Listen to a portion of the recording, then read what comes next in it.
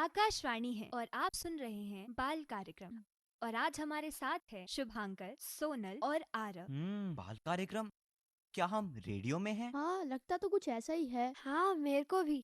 अच्छा दोस्तों, जैसे अभी हम रेडियो में आ रहे हैं और ना जाने हमें अभी कितने श्रोता सुन रहे हैं, तो क्या कभी तुम लोगों ने रेडियो पर कोई कार्यक्रम सुना है? हाँ हाँ, मैं और भी कार्यक्रम सुनती हूँ रेडियो पर। हाँ, मैंने भी सुना ही है, पर मैं यकीन नहीं कर पा रहा कि मैं रेडियो में हूँ। तो अब यकीन कर लो मेरे भाई। और पता है दोस्तों, आजकल तो मोबाइल फोन वाले रेडियो का चलन ज्यादा बढ़ गया है, परंतु जो पुराने जमाने में रेडियो होते थे ना, जिनमें एंटीना होता था, बटन होते थे, उन्हें गोल गोल घुमाते थे, उनसे रेडियो सुनने का मजा ही कुछ और है। हाँ, बिल्कुल सही कहा शुभांकर तुमने। और दोस्तों पता है, हम रेडियो पे रोज रोज की खबरें भी तो सुन सकते हैं। हाँ दोस्तों, और हमें रेडियो से कितनी अच्छी अच्छी सूचनाएं, शिक्षाएं और ज्ञानवर्धक बातें भी तो सुनने को मिलती हैं। हाँ, हम रेडियो सुनते तो है, लेकिन हमें पता ही नहीं है कि रेडियो की कहानी क्या है। अरे शुभांकर, क्या तुम्हें पता है?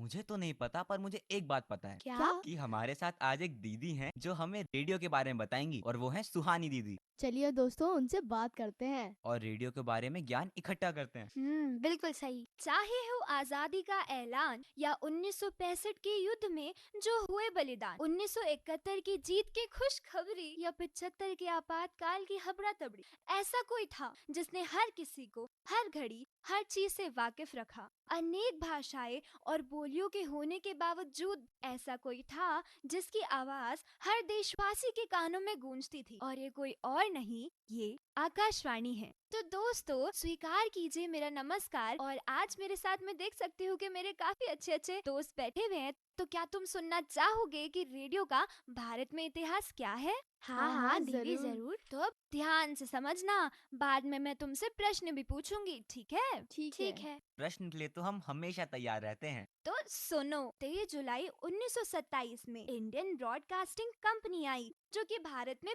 पहली बार दैनिक रूप से रेडियो का प्रसारण करते थे। अच्छा। तो ये सोचने की बात है कि 1927, इतने सालों पहले भी रेडियो का प्रसारण होता था, है ना? ओह। मतलब रेडियो बहुत पुराना है। बिल्कुल। फिर 1927 के बाद अंग्रेज सरकार ने इंडियन ब्रॉडकास्टिंग कंपनी को अपने अंतर्गत लिया और इसका नाम रख दिया ISBS। अब पूछो ये क्या है? ये क्या है? ISBS मतलब इंडियन स्टेट ब्रॉडकास्टिंग सर्विस। अब मुझे पता है कि तुम्हारे लिए ये नाम बहुत बड़े हैं, लेकिन बहुत जरूरी है कि आप रेडियो पे आते हो तो आपको रेडियो का इतिहास भी पता होना चाहिए, है ना दोस्तों? हाँ। ISBS का बाद में नाम रख दिया गया ऑल इंडिया रेडियो, जो बना जन जन की आवाज। और तुम्हारे प्यारे रेडियो का भारत से तो कुछ अलग ही नाता है, अलग ही लगाव है। अच्छा। रेडियो ने तो भारत को तरक्की के नए मुकामों पे चढ़ते देखा है। मानते हो ना मेरी बात? हाँ। पर वो कैसे? देखो, रेडियो तो तभी भी होता था और रेडियो आज भी होता है। तो मेरे नन्हे नन्हे दोस्त भी तो आज रेडियो पे आते हो ना। तो सोचो, 1947 का भारत और आज 2023 के भारत में कितना बड़ा अंतर है ना? हाँ, बिल्कुल जमीन और आसमान जितना अंतर है। सुहानी दीदी ने बिल्कुल सही कहा। और दोस्तों, कल्पना करो, आज से कई साल पहले जब हम पैदा भी नहीं हुए थे, यहाँ तक कि हमारे मम्मी पापा भी पैदा नहीं हुए थे, तब इसी सेम फ्रिक्वेंसी पे कोई और बोला करता था, और आज हम बोल रहे हैं। सही कहा शुभांकर तुमने। हाँ दोस्तों, एक तरह से एक गर्व की बात है। गर्व की तो बात है, लेकिन एक फन फैक्ट बताऊं? बताओ। बताओ। देखो, भारत तो विभिन्न भाषाओं, धर्मों, ऋतुओं, मान्यताओं का एक सुंदर सा गुलदस्ता है। लेकिन इतनी विभिन्नता होने के बावजूद भी आकाशवाणी आज 23 भाषाओं में प्रसारण करता है। तभी तो आकाशवाणी को जन जन की आवाज कहते हैं। बिल्कुल सही। अच्छा सुहानी दीदी, मेरे हम्म, मन में एक सवाल आ गया है। तो पूछो पूछो। डांटोगे तो नहीं? नहीं नहीं। अच्छा देखो, भारत तो इतना बड़ा देश है, हम्म तो भारत जैसे इतने बड़े देश में हर घर घर में हर जन जन को रेडियो की आवाज पहुंचाना तो बहुत ही मुश्किल होता होगा ना? हाँ, ये हुआ ना अच्छा प्रश्न। तो धन्यवाद। सुनो मेरी बात, आप केवल भारत की बात कर रहे हो, लेकिन आज आकाशवाणी ना केवल भारत बल्कि 100 से भी ज्यादा देशों में 11 भारतीय और 16 विदेशी भाषाओं में प्रसारण करता है। अच्छा। तो हुई ना एक बहुत गर्व और बड़ी बात। हम्म हाँ। और पता है दोस्तों, अब हम रेडियो केवल आम रेडियो या फिर मोबाइल में नहीं, बल्कि एक नया सॉफ्टवेयर आ गया है। बिल्कुल सही शुभांकर, बहुत सारे ऐप्स है और साथ में न्यूज ऑन एयर ऐप भी है, जिससे हम आकाशवाणी में प्रसारित हुए सारे चैनल फोन के माध्यम से देश विदेश कहीं भी बैठकर सुन सकते हैं। तो मैं तो आज ही घर जाके इस ऐप को डाउनलोड कर रहा हूँ। हाँ वो तो जरूर करना, लेकिन एक और बात सुनो मेरी। देखो आज जो रेडियो है वो ना केवल वृद्ध जनों के लिए एक जानकारी, समाचार और मनोरंजन का सूत्र है, बल्कि आकाशवाणी ने तो हर वर्ग के, हर आयु के लोगों को ध्यान में रखते हुए बहुत सारे कार्यक्रम बनाए हैं। जैसे देखो, एफएम रेनबो जो है वो शहरी इलाकों में एक नए और मनोरंजक तरीके से सब कुछ प्रस्तुत करता है। वही हमारा पसंदीदा एफएम गोल्ड दिल्ली, मुंबई, कोलकाता और चेन्नई से समाचार को मनोरंजक तरीके से प्रस्तुत करता है। अच्छा, और देखो, ना केवल बड़ों के लिए, हम जैसे प्यारे प्यारे छोटे छोटे बच्चों के लिए भी तो एक बहुत ही अच्छा कार्यक्रम है। बताओ कौन सा? हाँ हाँ, इस कार्यक्रम का नाम तो हम सभी को पता है ना दोस्तों? हाँ, और इस कार्यक्रम का नाम है हमारा प्यारा बाल कार्यक्रम। अच्छा दोस्तों, अभी हमने रेडियो के बारे में इतनी सारी बातें जानी, तो क्यों ना श्रोताओं को अपने रेडियो सेट से एक अच्छा सा गाना सुनाया जाए। हाँ हाँ, क्यों नहीं। तो चलिए सुनते हैं एक प्यारा सा गीत। मन का रेडियो बजने दे जरा, गम को भूल कर जी ले तू जरा, स्टेशन कोई नया ट्यून कर ले जरा, फुल टू एटीट्यूड दे दे तू जरा, टूटा दिल क्या हुआ हो गया जो हुआ, भूले बिसरे गीत गा के भूल जा, बदला जो रिदम उस पे झूल जा, फुल टू एटीट्यूड दे दे तू जरा, मन का रेडियो बजने दे जरा, गम को भूल कर जी ले तू जरा। दोस्तों, तुम्हें ये गीत कैसा लगा? मुझे तो ये गीत बहुत अच्छा लगा। मुझे भी। तो दोस्तों, हमारे साथ हमारी एक नन्ही सी साथी हैं जो काफी उत्सुक हो रही है कुछ बताने के लिए। तो चलिए उनसे कुछ बातचीत करते हैं। तो आपका नाम क्या है? मेरा नाम आश्वी वाजपेयी है। आप कौन सी कक्षा में पढ़ते हो? मैं कक्षा 4 में हूँ। और आज आप हमें क्या सुनाओगे? आज मैं आपको एक भजन सुनाने जा रही हूँ। अरे भजन, मुझे तो बहुत पसंद है। चलो सुनते हैं।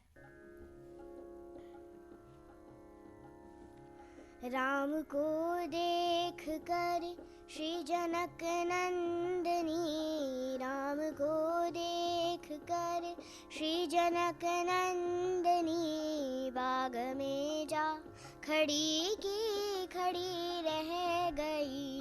राम देखे सिया माँ सिया राम को, राम देखे सिया माँ सिया राम को, चार अखियाँ लड़ी की लड़ी रह गई। राम को देख कर श्री जनक नंदनी, बाग में जा खड़ी की खड़ी रह गई। थे जनकपुर गए देखने के लिए, थे जनकपुर गए देखने के लिए, सारी सखियाँ झरोखन से झाखन खड़ी, सारी सखियाँ झरोखन से झाखन खड़ी। देखते ही नजर मिल गई दोनों की, देखते ही नजर मिल गई दोनों की, जो जहाँ थी खड़ी की खड़ी रह गई। राम को देख कर श्री जनक नंदनी, बाग में जा खड़ी की खड़ी रह गई। बोली है एक सखी राम को देख कर, बोली है एक सखी राम को देख कर, रच दिए हैं विधाता ने जोड़ी सो घर, रच दिए हैं विधाता ने जोड़ी सो घर। पर धनुष कैसे तोड़ेंगे वारे कुंवर, पर धनुष कैसे तोड़ेंगे वारे कुंवर। मन में में शंका बनी की बनी रह गई। राम को देख कर श्री जनक नंदनी बाग में जा खड़ी की खड़ी रह गई। राम देखे सिया माँ सिया राम को चार अखियाँ लड़ी की लड़ी रह गई। राम को देख कर श्री जनक नंदनी बाग में जा खड़ी की खड़ी रह गई। बाग में जा खड़ी की खड़ी रह गई। आशवी, आपने तो कितना अच्छा भजन सुनाया। ये भजन सुनने के बाद तो मैं राम की भक्ति में लीन हो गया। तुमने बिल्कुल सही कहा। Thank you. दुश्मन की सेना को किया परास्त, करो याद भारत के वीर जवानों को। कारगिल की चोटी पर लहराया तिरंगा, उन देशभक्तों की कुर्बानी को। दुश्मन के सैनिकों को मार गिराया, नाकामयाब किया उनकी चालों को। श्रद्धा सुमन अर्पित उन साहसी निडर भारत भूमि के लाडलों को। बर्फ पर चलते दुश्मन को मार गिराते, रात जागते देश की रक्षा करने को। आंधी हो तूफान हो या रेगिस्तान, याद करो उन वीरों की शहादत को। देश के लोग सुकून से सोते रात भर, शत शत नमन ऐसे पहरेदारों को। तब वह खाते अपने सीने पर गोलियां, भूलो नहीं ऐसे देश के रखवालों को।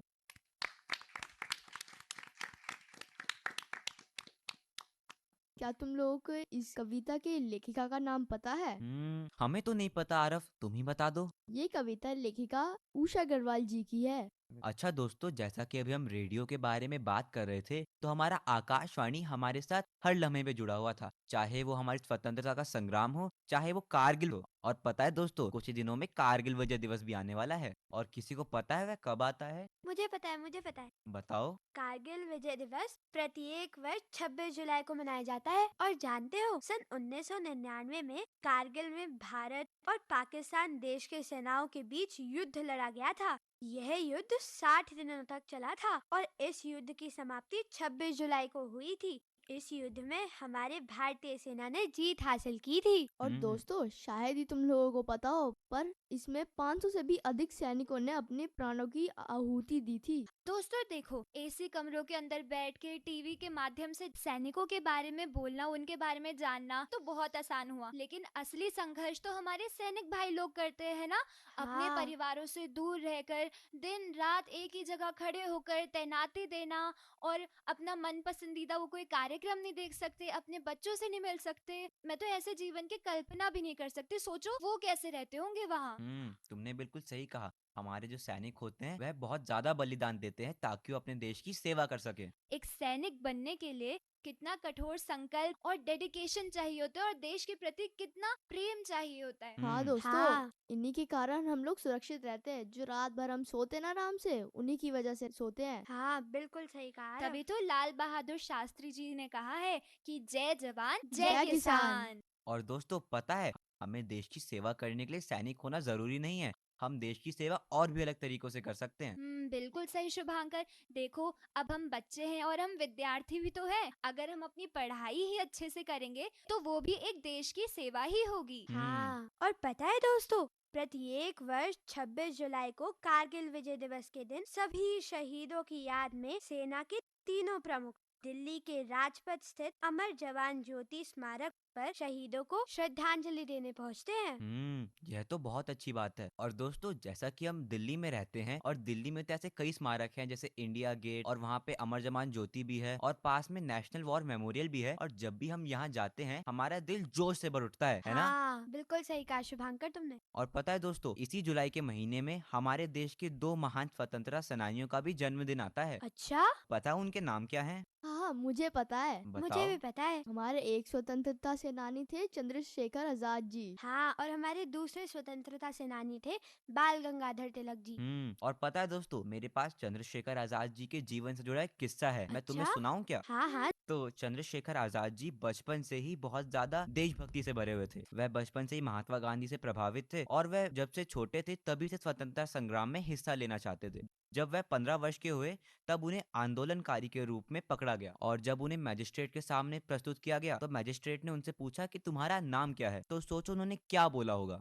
क्या उन्होंने अपना ही नाम बोला होगा? और सोचो तुम्हें बताओ शुभांकर। उन्होंने अपना नाम बताया आजाद। और पता है जब मैजिस्ट्रेट ने उनसे पूछा कि तुम्हारे पिताजी का क्या नाम है तो उन्होंने कहा स्वाधीनता। और जब उनसे पूछा गया कि तुम रहते कहाँ हो तो उन्होंने कहा कारावास। और पता है दोस्तों क्योंकि वह बहुत कम उम्र के थे इसलिए उनको कारावास की सजा नहीं दी गई बल्कि उनको 15 कोड़ों का दंड दिया गया। और पता है जब उनको कोड़े मारे जा रहे थे तब वह हर कोड़े पर भारत माता की जय और वंदे मातरम के नारे लगा रहे थे। हाँ, और वह कहते थे कि मैं जीवन की अंतिम सांस तक देश के लिए लड़ता रहूंगा। उनका मानना था कि यदि कोई युवा मातृभूमि की सेवा नहीं कर सकता तो उसका जीवन व्यर्थ है। और पता है दोस्तों, चंद्रशेखर आजाद के मन में क्रांति की शुरुआत जलियांवाला हत्याकांड के साथ हुई थी। उन्होंने प्रतिज्ञा कर रखी थी कि मैं पुलिस के हाथों गिरफ्तार नहीं होऊंगा और अंत तक पुलिस के हाथ भी नहीं आए थे। उनका एक ही नारा था, दुश्मन की गोलियों का हम सामना करेंगे, आजाद ही रहे हैं और आजाद ही रहेंगे और मरते दम तक इसको पूरा करके दिखाएंगे। दोस्तों हम ये तो कहते हैं कि 1947 में हमें स्वतंत्रता मिली, लेकिन मुझे लगता है कि 15 अगस्त 1947 को भारत को अपने ही सामाजिक, राजनैतिक और आर्थिक मुद्दों को संभालने की स्वतंत्रता मिली। बल्कि हम आजाद तो थे, हमेशा से हैं और रहेंगे भी, जैसे चंद्रशेखर आजाद जी ने कहा था। हाँ, तुमने बिल्कुल सही कहा सुहानी। और ना केवल चंद्रशेखर आजाद जी, न जाने ऐसे कितने स्वतंत्रता सेनानी होंगे जिन्होंने अपनी जान की कुर्बानी दे दी, लेकिन आज शायद ही उन्हें कोई जानता होगा। हाँ, और बाल गंगाधर तिलक जी ने यह भी कहा है कि स्वराज यह मेरा जन्म सिद्ध अधिकार है और मैं इसे लेकर ही रहूंगा। ये वाक्य आज के नहीं है, मगर इसको पढ़ने और सुनने के बाद हर बार हमारे अंदर जोश और उत्साह भर जाता है। बिल्कुल सही कहा। हाँ, और पता है दोस्तों, बाल गंगाधर तिलक जी को लोकमान्य भी कहा जाता था और लोकमान्य का अर्थ है लोगों द्वारा स्वीकृत किया गया नेता। लोकमान्यों के अलावा इनको हिंदू राष्ट्रवाद का पिता भी कहा जाता था। मेरे अंदर तो ऐसी देशभक्ति की लहर दौड़ती है ना कि मैं क्या ही बताऊं। हम भारत माँ की संतानें, हम मातृभूमि हित जीते हैं, हम शूरवीर, हम भरत पुत्र सिंहों से खेला करते हैं, हम शूरवीर, हम भरत पुत्र सिंहों से खेला करते हैं। इस भूमंडल पर भारत ही विश्व गुरु कहलाया है। भारत ने सारे जग को जीने का ढंग सिखाया है। ज्ञानी ऋषि मुनियों की हम कर जोड़ वंदना करते हैं, हम शूरवीर, हम भरत पुत्र सिंहों से खेला करते हैं, हम शूरवीर, हम भरत पुत्र सिंहों से खेला करते हैं। हम भारत माँ की संतानें, हम मातृभूमि हित जीते हैं, हम शूरवीर, हम भरत पुत्र सिंहों से खेला करते हैं। जब देश की बात होती है ना तो सब कुछ अच्छा ही लगता है। तो श्रोताओं, अभी शुभांकर ने जैसे बताया कि चंद्रशेखर आजाद जी ने 15 साल की ही आयु में कितनी पीड़ा सही, वो भी अपने भारत देश के लिए। देखो अब हम तो अभी छोटे हैं तो हम सीमाओं पे जाके तो एकदम देश की रक्षा नहीं कर सकते, लेकिन छोटे होने के बावजूद भी हम कैसे अपने देश के प्रति प्रेम दिखा सकते हैं, अपने झंडे का सम्मान करके, अपने सभी सैनिक भाई लोगों का सम्मान करके, और सबसे बड़ी बात जो हमारा कर्तव्य है उसका निष्ठा से पालन करके। हाँ, बिल्कुल सही कहा सुहानी तुमने। तो इन्हीं सब अच्छी अच्छी बातों को, ज्ञानवर्धक बातों को ध्यान में रखते हुए मुझे यानी सुहानी को, मुझे यानी शुभांकर को, मुझे यानी सोनल को, मुझे यानी आरव को दीजिए इजाजत। जय हिंद।